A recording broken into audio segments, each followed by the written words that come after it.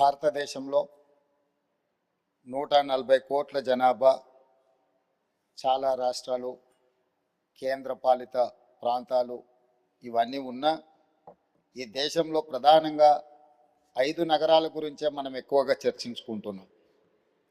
Delhi political capital, Mumbai financial capital, Bengaluru IT capital, Chennai manufacturing పర్టికులర్గా automobile industry capital, Hyderabad pharma and liveable సిటీగా మనకు గుర్తింపు ఉంది.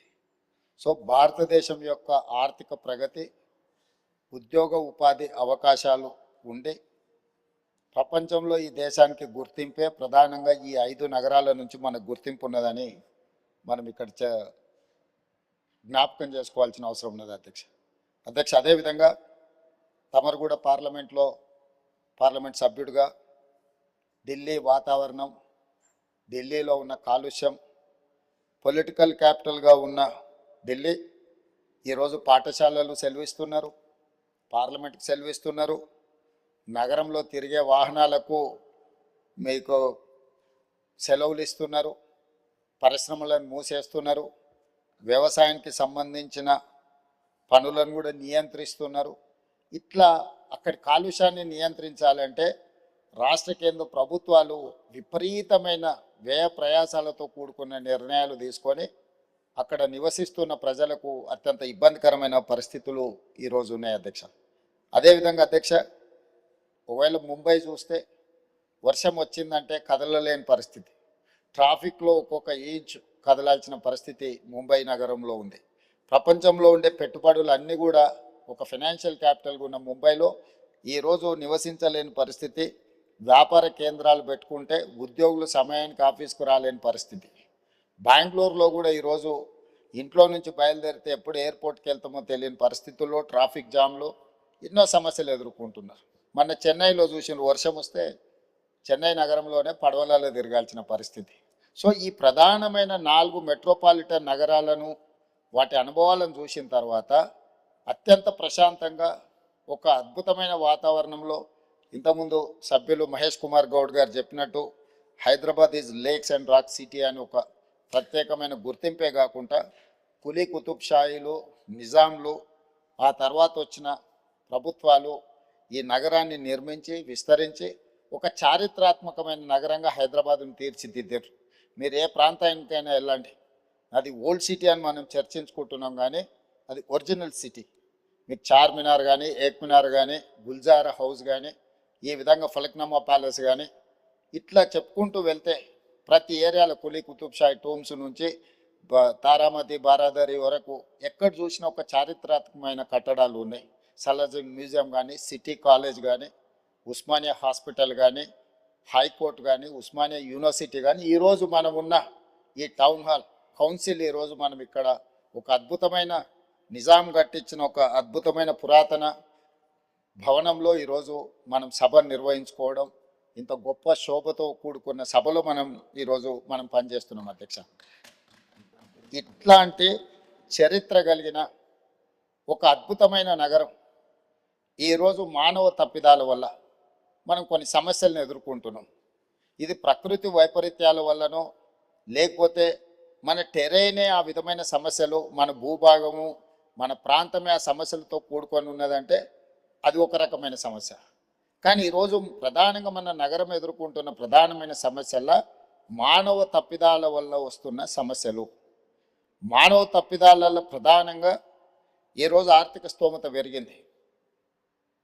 చాలామంది పెద్ద పెద్ద ఉద్యోగాలు చేసి ఆర్థికంగా ఒక్కొక్క కుటుంబం 2, 3, 4 కార్లు కొనుక్కునే పరిస్థితి వచ్చింది.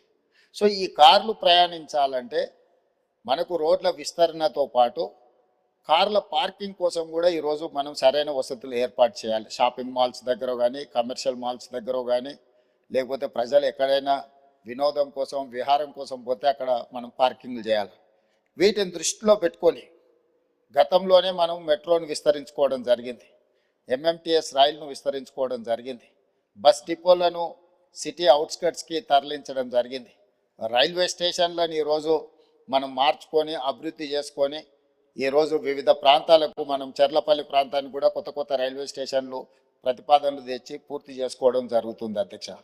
రవాణాలో రోడ్లు కానీ, అదేవిధంగా రైల్వే కానీ, ఎయిర్పోర్టు కానీ, పోర్ట్, ఇవి కీలకమైన పాత్ర పోషిస్తాయి. ఒకప్పుడు బేగంపేటలో ఉన్న ఎయిర్పోర్ట్ ఈరోజు మనం శంషాబాద్కు తరలించుకోవడం జరిగింది. సికింద్రాబాద్లో ఉండే రైల్వే స్టేషన్ మీద విపరీతమైన ఒత్తిడి ఉంది కాబట్టి ఈరోజు చెర్లపల్లిలో కొత్త రైల్వే స్టేషన్ నిర్మించుకోవడం జరిగింది. ఆనాడు ప్రజలకు సౌకర్యంగా ఉండడానికి కీర్తిశేషులు జైపాల్ రెడ్డి గారు పట్టణాభివృద్ధి శాఖ మంత్రిగా ఉన్నప్పుడు, డాక్టర్ వైఎస్ రాజశేఖర రెడ్డి గారు ఆంధ్రప్రదేశ్ ముఖ్యమంత్రిగా ఉన్నప్పుడు మనం మెట్రోను తెచ్చుకోవడం జరిగింది. జైపాల్ రెడ్డి గారు ఆనాడు వైబుల్ గ్యాప్ ఫండ్ ప్రాజెక్టు నిర్మించడానికి అవసరమైన నిధులు సరిపోతలేదు అనుకున్నప్పుడు కేంద్ర ప్రభుత్వం నుంచే వైబుల్ గ్యాప్ ఫండ్ ఇచ్చి ఈరోజు మెట్రోని మనం నిర్మించుకున్నాం. ఆనాడు మనం మెట్రో నిర్మించుకున్నప్పుడు దేశంలో 2వ స్థానంలో ఉంటాం అధ్యక్ష. మొదటి స్థానం ఢిల్లీ ఉంటే 2వ స్థానం హైదరాబాద్ నగరం ఉండే. ఈరోజు 10-12 సంవత్సరాల నిర్లక్ష్యం వల్ల దేశంలో 9వ స్థానానికి మెట్రోలో మనం పడిపోవడం జరిగింది అధ్యక్ష. అందుకే ఈరోజు వీటన్నిటిని దృష్టిలో పెట్టుకొని మనం ఒక కార్యాచరణను తీసుకున్నాం, తెలంగాణ రైజింగ్ 2047. ఇందులో 3 జోన్లుగా మనం విభజించుకోవడం జరిగింది. Cure, pure, rare. క్యూర్ అంటే outer ring road inside 2073 square కిలోమీటర్లు, 1,34,00,000 జనాభా ఉన్నారు అధ్యక్ష. ఈ ప్రాంతం ఈరోజు కాలుష్యంతో కూడుకున్న పరిశ్రమలు ఉన్నాయి, రెడ్ కేటగిరీ ఇండస్ట్రీస్ ఉన్నాయి, ఆరెంజ్ కేటగిరీ ఇండస్ట్రీస్ ఉన్నాయి, సర్వీస్ సెక్టర్స్ ఉన్నాయి, చిన్న చిన్న వ్యాపారాలు ఉన్నాయి, అదేవిధంగా కూరగాయల కేంద్రాలు ఉన్నాయి, మార్కెట్స్ ఉన్నాయి, బేగం బజార్ లాంటి ప్రాంతాలు ఉన్నాయి, కొత్తపేట ఫ్రూట్ మార్కెట్. ఇట్లా విపరీతమైన రద్దీ ఉండి ట్రాఫిక్ను నియంత్రించలేనంత పరిస్థితి ఈరోజు మనకు ఎదుర్కొంటున్నాం అధ్యక్ష. అందుకే ఈరోజు ప్రభుత్వం ఈ ప్రాంతాలను 3 జోన్లుగా విభజించిన తెలంగాణ రాష్ట్రాన్ని సంపూర్ణంగా. Outer ring road inside 2073 square కిలోమీటర్లను కోర్ అర్బన్ రీజన్ ఎకానమీగా, అంటే ఇది ఒక నివాసయోగ్యమైన ప్రాంతమే కాదు, ఆర్థికంగా రాష్ట్రానికి ఆదాయం తెచ్చిపెట్టే ప్రాంతంగా గుర్తించి ఈ ప్రాంతాన్ని ప్రక్షాళన చెయ్యాలని, ఈ ప్రాంతంలో ఉన్న పరిశ్రమలను తరలించడం ద్వారా ఆ పరిశ్రమలో ఉన్న ప్రాంతము ఈరోజు మనకు మల్టీ యూజ్ జోన్కి మార్చుకుంటే నిర్మాణాలకు అవకాశం ఉండి మధ్యతరగతి దిగువ తరగతి వాళ్ళు ఇల్లు కొనుక్కోవాలంటే వాళ్ళ కళ నెరవేరుతుంది, వాళ్ళు ఉన్న ప్రాంతంలోనే వాటిని నిర్మించుకోవడానికి అవకాశం ఉందని చెప్పి ఈరోజు బాలానగర్ కానీ, జీడిమెట్ల కానీ, నాచారం కానీ ఇతర ప్రాంతాలలో ఉన్న పరిశ్రమలు దాదాపుగా 9,000 ఎకరాల భూమి, రోడ్లు, లేఅవుట్లు, పార్కులు పోతే 4,500 దాకా దాదాపుగా శ్రీధర్ బాబు గారు వివరాలు చెప్తారు. ఈ భూమి అంతా కూడా ఇక్కడ కాలుష్యం వెదజల్లుతున్న పరిశ్రమలు ఉన్నాయి. ఈ కాలుష్యం వెదజల్లుతున్న పరిశ్రమలను ఔటర్ రింగ్ రోడ్ అవుట్ సైడ్కి తరలిస్తే ఈ భూమి అందులో పాటులోకి వస్తే అపార్ట్మెంట్స్ నిర్మాణం కానీ, హౌసింగ్ కాలనీస్ కానీ వస్తే చాలామంది మధ్యతరగతి దిగువ తరగతి వాళ్ళు ఇల్లు కొనుక్కోవడానికి అవకాశం ఉంటుంది, నివాసయోగ్యమైన ప్రాంతంగా ఉంటుంది. ఈ కాలుష్య పరిశ్రమలను తరలించడం వల్ల ఇక్కడ కాలుష్యాన్ని నియంత్రించినట్టు ఉంటుంది అనేది మొట్టమొదటి ప్రణాళిక అధ్యక్ష. అదేవిధంగా రోడ్లను 3 రకాలుగా విభజించినాం అధ్యక్ష.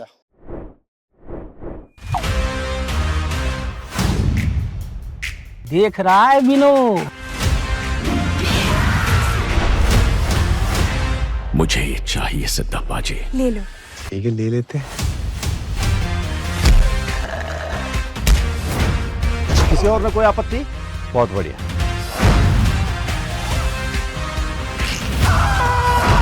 सर ये सब कनेक्टेड है। क्या कनेक्शन है?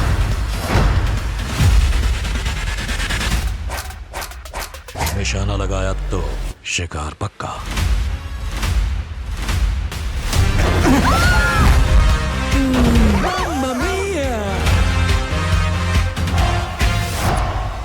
इस गद्दी की गरिमा इस पे बैठने वाले से होती है। Hi, this is Rana दग्गुबाटी।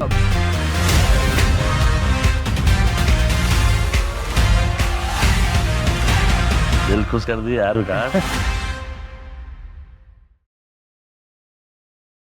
ఒకటి underpass, 2 surface, 3 elevated corridors. ఒకే ప్రాంతంలో ట్రాఫిక్ ఒక జంక్షన్కి వస్తే ఆ జంక్షన్లో సిగ్నల్స్ వల్ల 3 నిమిషాలు సిగ్నల్ పడితే 7-8 కిలోమీటర్ల ట్రాఫిక్ జామ్ అయిపోతుంది.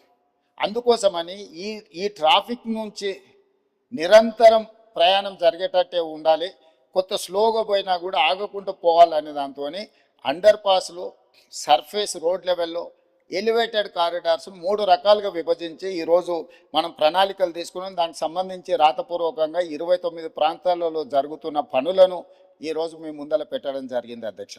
అదేవిధంగా ఈరోజు అత్యధిక జనాభా ప్రయాణం చేసే మెట్రోను ఈరోజు విస్తరించాలనుకున్నాం.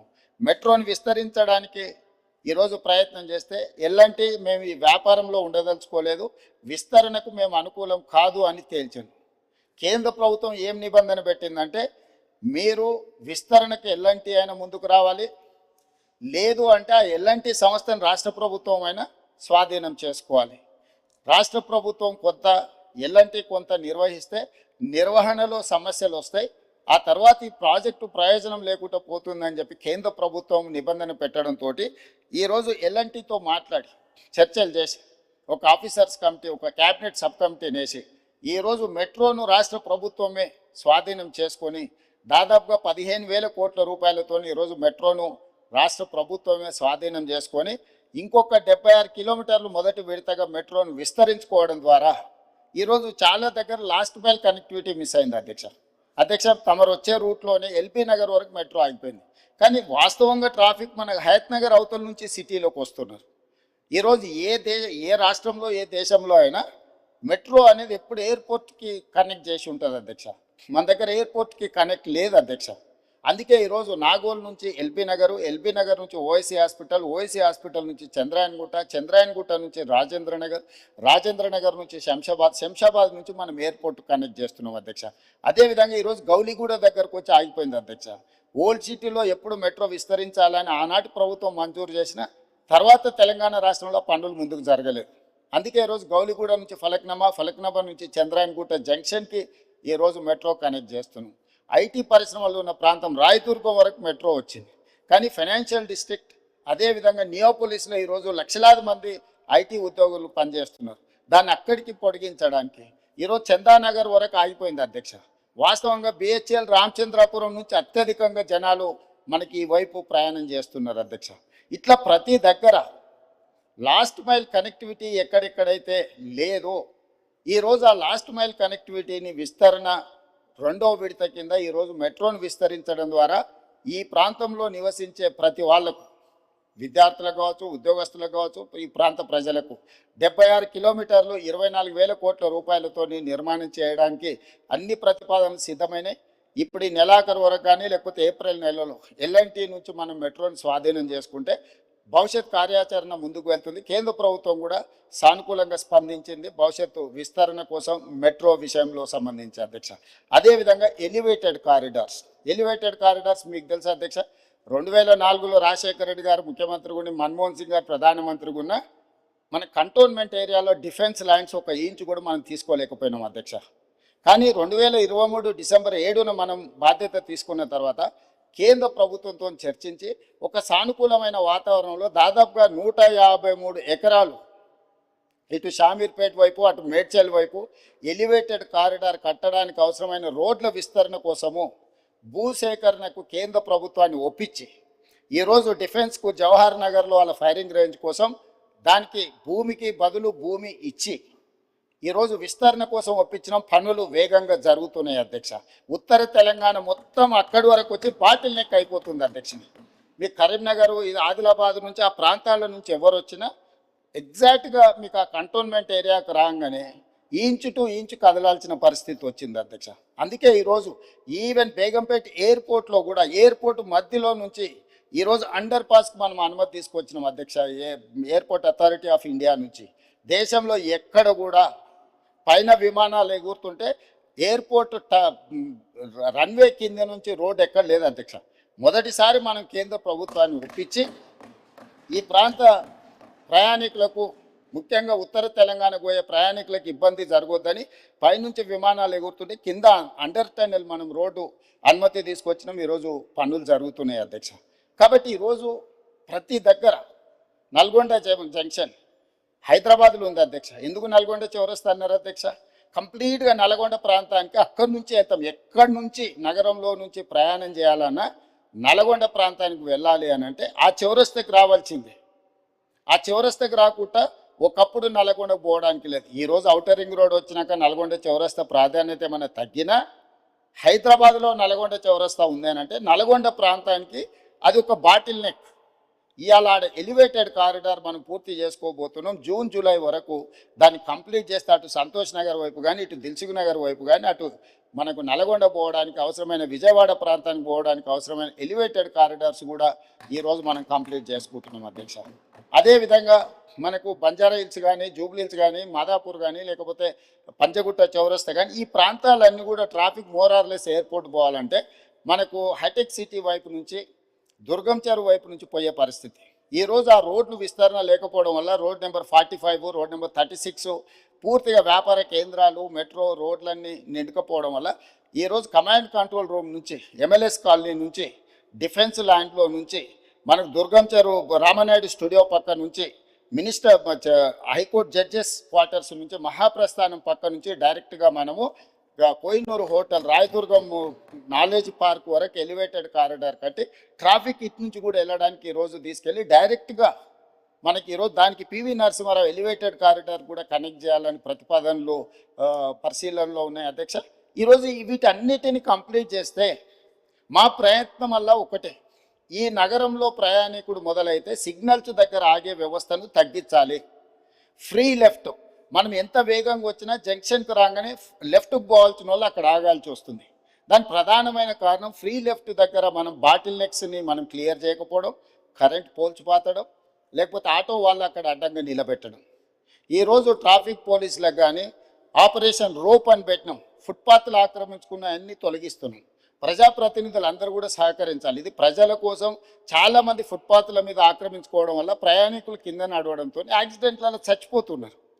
అది ప్రయాణికుడు తప్పు కాదు. ఫుట్పాత్లు ఆక్రమించుకోవడం వల్ల ఫుట్పాత్ల మీద నడవడానికి ఎవరికి అవకాశం లేకపోవడం వల్ల వాళ్ళు రోడ్డు మీద నడుస్తున్నారు. రోడ్డు మీద నడిస్తే వేగంగా వస్తున్న వాహనాలు గుద్దడంతో ఈరోజు ప్రాణాలు పోతున్నాయి. అందుకే కొంత కఠినం అనిపించినా, కొంతమందికి చిరు వ్యాపారులకు కొంత కష్టం అనిపించినా ఈరోజు ఫుట్పాత్ ఆక్రమణలు తొలగించడం ద్వారా ప్రాణాలను కాపాడాలనుకుంటున్నాం, ప్రయాణాన్ని సులువు చేయాలనుకుంటున్నాం, ప్రయాణికులకు ఇబ్బంది కలగొద్దు అని ప్రయత్నం చేస్తున్నాం.